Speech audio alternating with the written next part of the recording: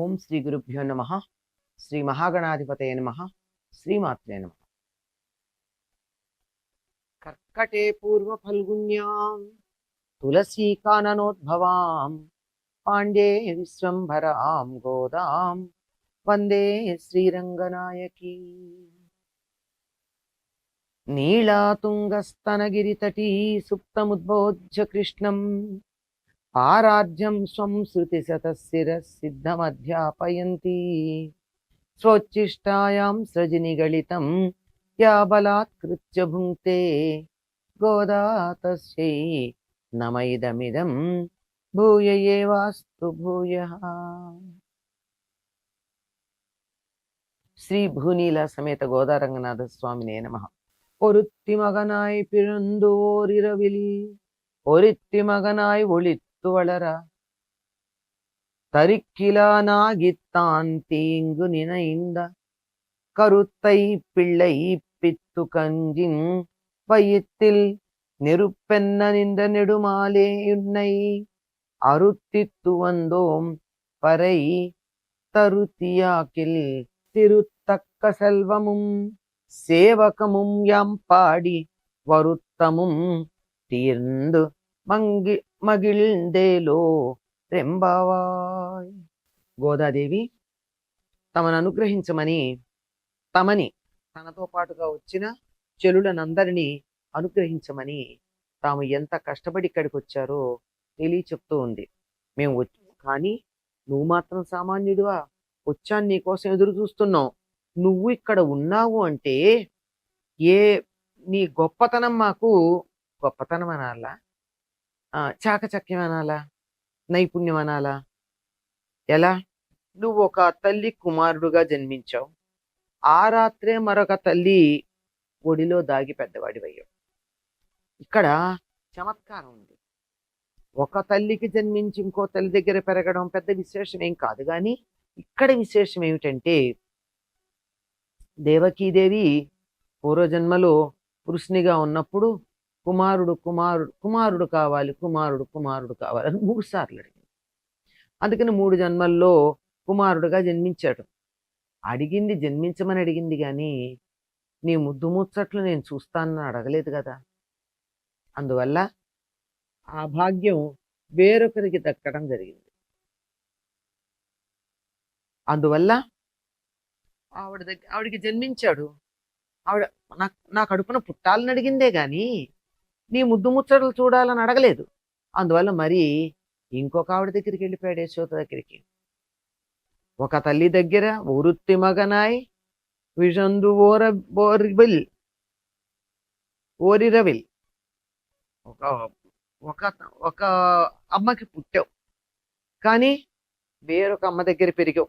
వెంటనే అక్కడికి పెరిగి ఆ రాత్రే ఎక్కువసేపు కాలేదు, వెంటనే మరో అమ్మ ఒడిలో దాగి ఉన్నావు. ఈ ఒడిలో దాగి ఉండడం అన్నది దాక్కోవటం అనే కాక ప్రేమగా ఒదిగిపోయి ఉండడం అన్నమాట. నిన్నెవరెవరు చంపాలని అనుకున్నారో అటువంటి వాళ్ళందరూ కూడా వాళ్ళకే ఇబ్బందులు కలిగేటట్టుగా చేసావు. వాళ్ళ పన్నాగాలన్నీ వాళ్ళకే హానికరంగా మారాయి. కృష్ణుడు బాలుడుగా ఉన్నప్పుడు అతన్ని చంపడానికి ఎన్ని రకాల ప్రయత్నాలు చేశారు. ఆ ప్రయత్నాలన్నీ కూడా ఒక్కటి కూడా ఫలించల. కంసుడు ఎన్ని ప్రయత్నాలు చేసినా ఒకటి ఫలించకపోగా ఆ శక్తులు తడి దగ్గర రాగానే నశించిపోయాయి. అవి కంసుడి దగ్గర లేకుండా పోయాయి. అంటే ఏదైనా సరే వెంటనే కృష్ణుడిని నశింపచేయాలని చేసిన ప్రణాళిక అదే నశిస్తుంది తప్ప ఇంకొకళ్ళ వల్ల జరుగుతుంది అనుకోవడం.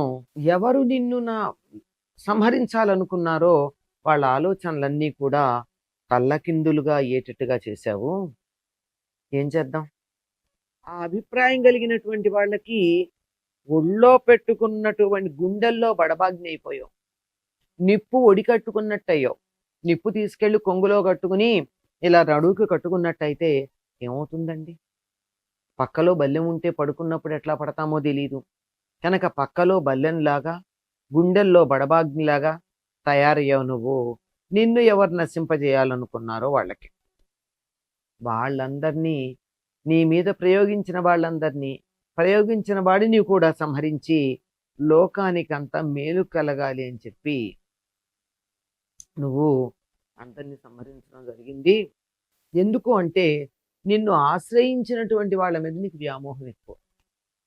నిన్ను ఎవరు ఆశ్రయించి శరణు కోరారో వాళ్ళందరినీ కూడా నువ్వు కాపాడి తీరతావు. అందుకోసం కదా ఇక్కడెక్కడో ఎవరో ఉంటే నువ్వు ఎక్కడో వెళ్ళి వాళ్ళ శత్రువుల దగ్గర వెళ్ళి యుద్ధం చేసి రావడం అనేది జరుగుతూ ఉంటుంది. అటువంటి శత్రువులని నశింపచేసేటటువంటి వాడా వ్యామోహశీలి అంటే భక్తుల పట్ల వ్యామోహం కలిగిన వాడు. అటువంటి నీ వీరగాథలు మేము కూడా గానం చేస్తామయ్యా. నువ్వే కావాలని నీ దగ్గరికి వచ్చాం మేము. నువ్వుకేమో వ్యామోహం ఉంది మా మీద, అందువల్ల మేము నీ దగ్గరికి చేరుకోవడం జరిగింది. నువ్వు మాకు పరని ఇచ్చావనుకో, లక్ష్మీదేవికి శుభాన్ని కలిగించేట్టుగా ఉన్న నీ వైభవానికి సంబంధించిన వీరగాథలని మేము గానం చేస్తూ లోకంలో ప్రచారం చేస్తూ తద్వారా మాకు కలిగినటువంటి అలసటను తీర్చుకుని ఆనందిస్తూ ఉంటాం.